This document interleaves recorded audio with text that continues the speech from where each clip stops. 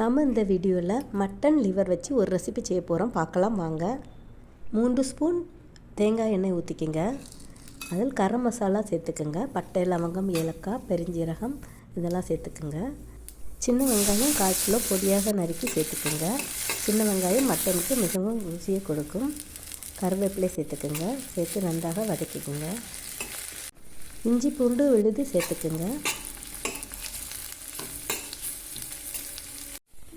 தக்காளி விழுதி சேர்த்துக்குங்க. தக்காளி பெரிய தக்காளியில் 1, சின்ன தக்காளியாக இருந்தால் 2 தக்காளியை எடுத்துக்கோங்க.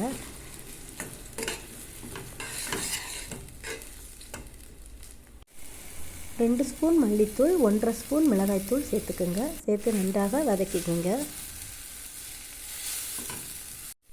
2 ஸ்பூன் தயிர் சேர்த்துக்கலாம். தயிர் சேர்த்து மிக்ஸ் பண்ணிக்கிடலாம். சிறிதளவு தண்ணீர் விட்டு மிக்ஸ் பண்ணிக்கிடுங்க. மசாலாக்களை நன்றாக கலந்து விட்டு மூடி போட்டு எண்ணெய் பிரியும் வரை வைத்துக்கொள்ளவும்.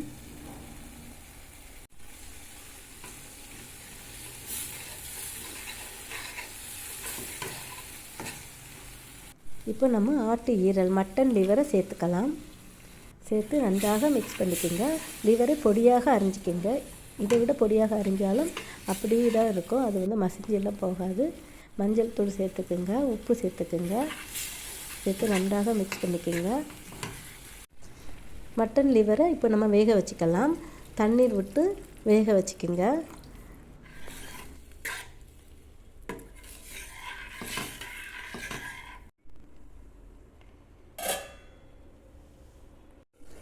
இதுபோல் தண்ணீர் வற்றியதும் உப்பு பார்த்துக்கிடுங்க. உப்பு தேவைப்பட்டால் சேர்த்துக்கோங்க.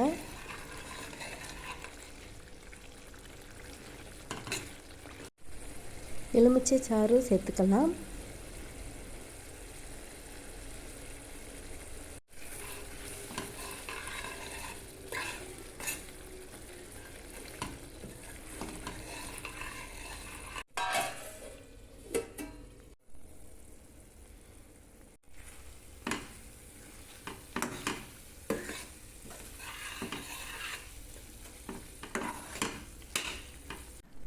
கால் ஸ்பூன் கரம் மசாலா தூள் சேர்த்துக்கோங்க. 1/4 ஸ்பூன் பெப்பர் தூள் சேர்த்துக்கோங்க. மிளகுத்தூள் சேர்த்து மிக்ஸ் பண்ணிக்கொள்ளவும்.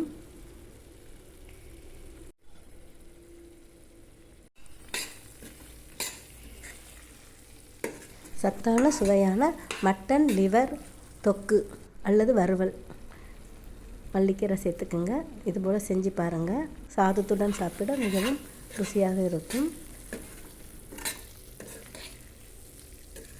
ஆட்டு ஈரல் வறுவல் ரெடி. தேங்க்ஸ் ஃபார் வாட்சிங்.